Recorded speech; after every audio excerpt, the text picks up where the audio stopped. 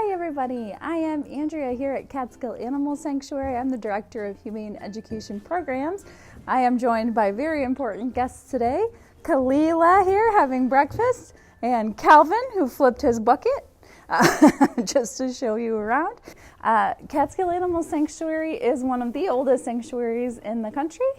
We have been around now for 22 years, we are proud to say. We are located in Saugerties, New York in the Catskill Mountains. We were founded 22 years ago by Kathy Stevens, and our mission is to rescue and rehabilitate animals, of course, first and foremost, like these lovely cow friends of mine here. And we bring them here, and they're often taken in from cruelty and neglect cases. So we rehabilitate them to the best of our ability, and then we keep them here for the rest of their natural lives. But we get requests all of the time to adopt and take in more animals. So because we can only take in enough animals that we can care for responsibly, we're not able to take every single request that comes in every day. So the second part of our mission is to ignite social change on their behalf. And we do that by promoting a vegan lifestyle to our visitors, our school students, and any members of the public who come for one of our programs. So we host public tours here. We host educational programs for schools and a bunch of other things, and we do virtual programs like this a lot too with schools, which we love. So we bring these animals right on camera, just like we're doing here, and we're trying to just have an impact in that way by promoting a vegan lifestyle.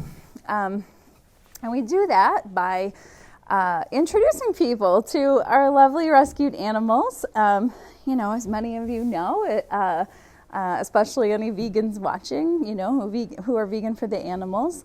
They're just as individual as you and I are, or our dogs or cats or other companion animals. They have very different personalities. And so we start with that in our educational process. Like Kalila's pretty shy. So she's fine with me being right here, but she's not super into meeting people and hanging out and cuddling. So we just allow them to tell us, who likes cuddles and attention and maybe who doesn't. Calvin can be a little bit into it, but see, he just told me, I'm busy eating, Andrea, so that's fine. So we'll just let them have their breakfast. They don't want to be bothered, but they have very, very different personalities. And so we really love to explain to the people who visit us or our students, they're different individuals.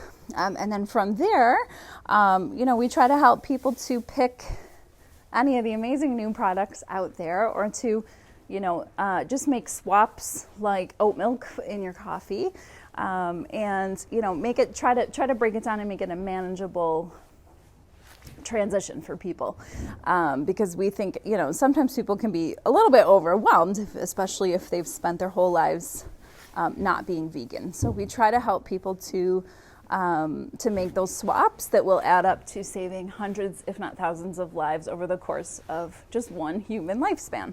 So we love introducing people to our animals, like Calvin and Kalila here. They live with Doc and Bernie, but their back ends are facing us, so we won't go back over there either. And we love introducing people to them. And then, like I said, we talk a lot about how to help them. We tell their stories, where they came from. Like Calvin here we suspect half-brother Bernie, were actually destined to be veal calves. So they came here when they were very, very young, less than a year. And we are thankful for that, that we were able to get them out of, the dairy industry and take them away from being veal calves. So they came here together when they were just little, and we are very, very relieved that we were able to take them in. So we tell stories like that to people, and then we make suggestions for all the amazing products that are out there right now, or the different ways you can cook things, eating a black bean burger versus one made out of a cow. So we try to just help people to, come to these conclusions, and we see it work all the time, which is really refreshing. We love that about being in a sanctuary. People just don't know. They've never met these different species before. They haven't made best friends with a cow. And then they come here and then they do that, and we see it happen every week. So it's really awesome to see that light bulb moment when people realize Calvin's my new best friend. I can't eat him anymore, and I can't contribute to their suffering. And then we help them to take those next steps toward becoming vegan. And we see it work. More than 70% of our tour survey respondents commit to taking at least one step after their visit towards veganism. So we're really proud of that fact here, and we love introducing our sweet friends to everybody so that they can learn about these 10 species as well. So I think we'll go talk a little bit more about the work that we do here and meet a few more of our friends. So let's go see who else we can find. I'm here with some of our sheep residents now who came from our largest ever mammal rescue in history. So let's go see if we can maybe get a few more of them on camera. I'll walk into their house. They were our largest mammal rescue in history. It was a little more than a year ago. And there were sheep at a local farm, a backyard farm operation that we found out about. And look at Willie. He's so cute. We found out about them and worked with the SPCA to have them surrendered to us because they were very, very sick. They were emaciated. They had the highest parasite loads that we'd ever seen. A lot of them could not walk when they got here. And then it turned out that all except one of the females was pregnant. So about a year ago, we had a lot of lambs, which was really special to see. And our healthcare team and our animal care team worked so hard to get all their hooves treated and get them back to health. You can see now they're nice and round, like sheep should be. But when they came here, they were literally starving to death. They didn't have water. And so it's so hard because we tend to think of local farming sometimes as maybe a little bit more humane, but we never really know what's going on behind the scenes. So it was really a heartbreaking case, but we were really lucky to take them in. And here they are now. They're all nice and fuzzy. And Willie here is one of my favorite stories. He's busy eating, but I'll talk about him a little bit. Hi, Ellsworth. Hi. He's one of my favorite stories because when these sheep, these are all our boys. We kept them separate for a while. And Brenda, she's our only girl here. Hi, Brenda. She's a little shy, so we're just going to let her be. But these are all our boys. We didn't have them together for a while until they were healthy enough to be neutered. So we have all boys and Brenda living here. It's okay, Brenda. But when they first got here, they would run to the back of this barn just terrified of people. They were so scared. It was completely heartbreaking. Totally understandable, of course, based on where they came from. But they quickly learned that the people here and that they were are safe people, and a sanctuary means safety. So they very quickly started to, some of them more than others, of course, they're very unique individuals. Hi, baby. Hi. As you can see, some of them are still a little bit shy. Brenda's still shy with me. Aren't you, Brenda? You can come in. There you go. Get around the humans. Hi, Newt. This is Newt.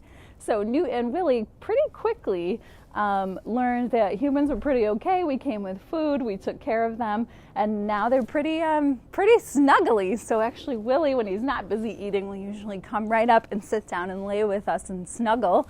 So that was a pretty magical moment the first time that happened with him and any of the members of our staff. And now he will come up and visit guests, even people he doesn't know. So it's a beautiful thing to see them go from that sick to, healthy, well, and then happy and knowing that they're safe and that humans are safe here. So it's one of my favorite stories here at the sanctuary. Let's go see who else we can hang out with. This is one of my best friends at the sanctuary, Lou Chicken. He is a silky rooster. So silkies are pretty popular now in like backyard flocks and things. What do you think? Who's that? You see friends? He's chatting with all his friends here. And Lou actually was one of our only chickens who was born here, strangely enough, because when we went into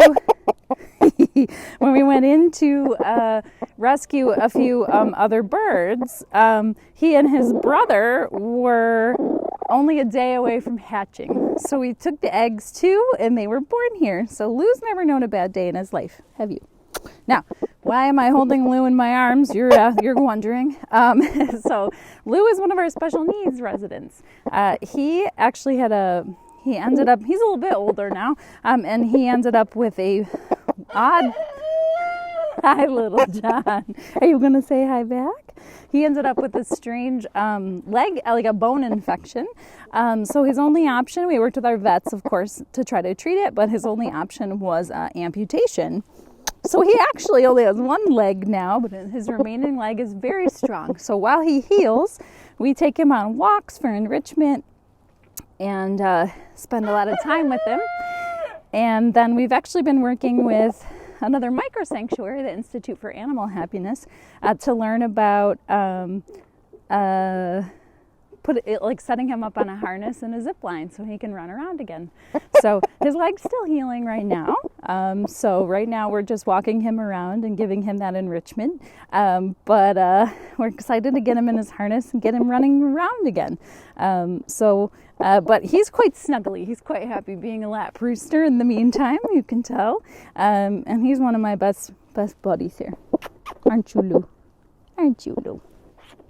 One of our other species here at Catskill Animal Sanctuary, of course, is pigs. We have big pigs and 2 potbelly pigs. This is Mario. He's just one of a bunch of our pigs. He's in recovery right now. Our healthcare team is treating him right now. He had an abscess in his hoof. So he's okay. He's being seen by our vet. But he's just over here healing where it's a little bit more dry. But Mario... we have a bunch of pigs from a bunch of different interesting stories, really. One of our pigs was found as a baby piglet running around the woods, probably escaped from a farm. Mario here and his companion, Audrey, were actually in the documentary The Last Pig. So a lot of you may have seen that, and if not, we would recommend it. It's about a farmer who was raising pigs and had a change of heart once he realized how sweet they are, how smart they are, just how amazing they are, and converted his farm into a vegetable farm and is now a vegan and speaks a lot. So, so it's a really cool story. So Mario was one of the last pigs that he had there, and he gave them to different sanctuaries. So we have Mario here, Jasmine the pig, who was a piglet in the woods, like I said, and then just a couple of people who tried to raise their own pigs. They had piglets. If you've ever seen a piglet before, they're adorable. So she had a change of heart and decided to give all 13 of those piglets to different sanctuaries. So we have 5 of them here. So really a lot of different background stories. But as you know, pigs are really awesome, as all of our species are. And, we're really, really happy to have them here. It's another great experience for when people visit us, to snuggle up with a pig, give them a scratch. Mario's busy rooting right now, but he usually comes up and chatters and says hi to people. So, it's a great experience for people, and we're really lucky to be able to share them with the world. We are really proud as a farmed animal sanctuary to also be home to a lot of rescued horses. Of course, not everyone has the resources or space available to take in horses that they need, but our founder was raised on a horse farm in the South, so that really inspired her to start this place, or that's part of the reason. And so we are lucky that we are home to a lot of different horse residents. 2 of them here being Cricket and Callie. Callie is our oldest resident. She is going to be 36 years old. She is quite old, but as you can see, she's doing great. And then Cricket's in her mid-20s, so not super young, but as far as horses goes, she's middle-aged-ish. They're doing really, really well. That's one of the most beautiful things about a sanctuary, if you've never visited one, is to see the animals be able to live out their lives. So we are really proud that we have a lot of oldies here at the sanctuary, and really proud of the care that goes into making them feel better. We try. Here comes Cricket. Come here, Cookie. Come here, Cricket. Come say hi to me. Cricket's wearing a face mask because she's a paint horse and she has extremely pale eyes, pale blue eyes. Hi, baby. I do not have an apple. Every time I see her, she inspects me for an apple and then is disgusted when I don't have one, which I never do. So she's a sassy girl. Then she walks away, just like that. Very characteristic of our girl Cricket. Cricket was actually kept outside. She was chained to a tree for years, even we think during a pretty strong hurricane. So she came to us and really was not interested in people. She had been treated very badly, and she still has the scars today on her legs from being chained to that tree. So we were lucky to be able to take her in. The reason we have a lot of our horses like Callie here is because, of course, they get to be quite old. Like we said, Callie is in her late 30s now. So any animal, of course, that you bring home, we just recommend you research their lifespan and make a plan for their care should anything happen where you're unable to care for them, right, Callie? And that's how we got Callie. Her owners were no longer able to care for her. So, hi, Callie. So this is our oldest girl. She's probably not interested in me because, I don't have snacks, so she's going to snub me. But she's doing great, as you can tell, and is really happy to live out her retirement here at the sanctuary. We also have Buddy the blind horse. You may have seen us posting previously about Buddy. So we've actually had 8 blind horses over the course of our 22 years. And Kathy works with them to teach them words so that they can learn to navigate.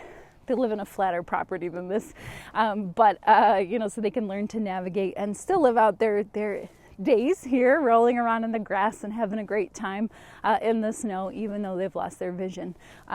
So we really are lucky that we're able to take care of horses too. They have a lot of unique needs, and we really love them. So we have our goats here.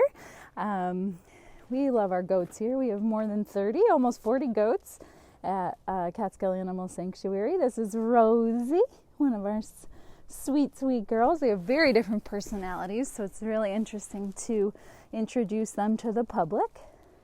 Rosie really likes people in general. So does Levi here. So our goats have come from a variety of different backgrounds. And they all look very different from each other too. So it's really cool. They have a lot of cool stories.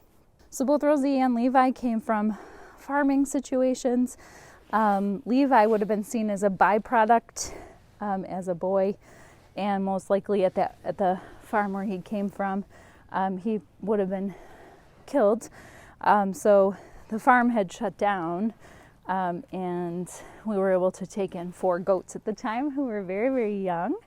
And we were really lucky to be able to take them in. So they've been here several years now. They're doing great. They'll be 4 soon, won't you, buddy? And they're very, very sweet. And we love introducing people to them. Hermione here, she has a great story too, don't you, Hermione? She's our magical driveway goat. So we don't recommend it as a form of rescue, but someone did find her somewhere and bring her here and leave her. She was left in our driveway. She was very sick at the time. We weren't sure if she would survive. But of course, our lovely healthcare team and animal care team worked to restore her health. And so she pulled through, and we were so happy. And that was years ago now, so you can tell she's doing great. And because she's magical and she pulled through, we named her Hermione. And she's also a big hit. She loves little kids. She loves adults. This guy, you can see, he loves attention. And then Rosie behind my friend Giaco here is getting jealous and wanting attention. So some of them love to come up and say hi to us. And then some of them, like Beatrice, they're very, very shy, so we just give them their space. And Thelma too, Thelma here. So we don't, that's part of our education with the public is we're not a petting zoo.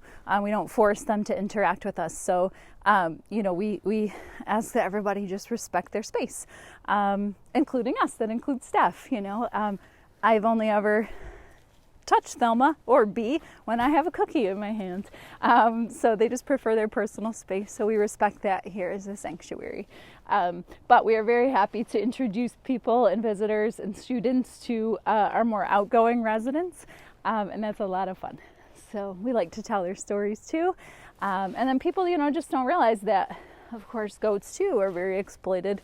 The dairy industry is really awful for them as well. Thelma here, she actually is a cashmere goat.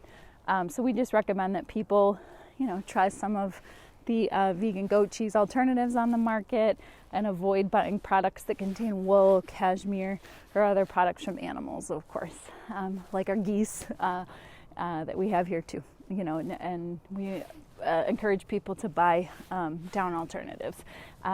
So, just these small things that people can do to help animals. And that really adds up to big change over the lifetime of one individual human. We really encourage people to make those incremental changes as one of the ways that you have the most power as an individual to alter climate change, alter the lives of animals, alter the lives of other human beings. We all know that factory farming is very, very dangerous for humans as well, and very damaging. So we really love to introduce everybody to our sweet babies here at the sanctuary, and just educate people more about them as individuals, and we see it work all the time. So we're really, really happy that you could join us today for our sanctuary takeover. Big shout out to Vegan for the Animals for allowing us to have this opportunity, and we hope you enjoyed our little mini tour of Catskill Animal Sanctuary. Thanks so much, everybody.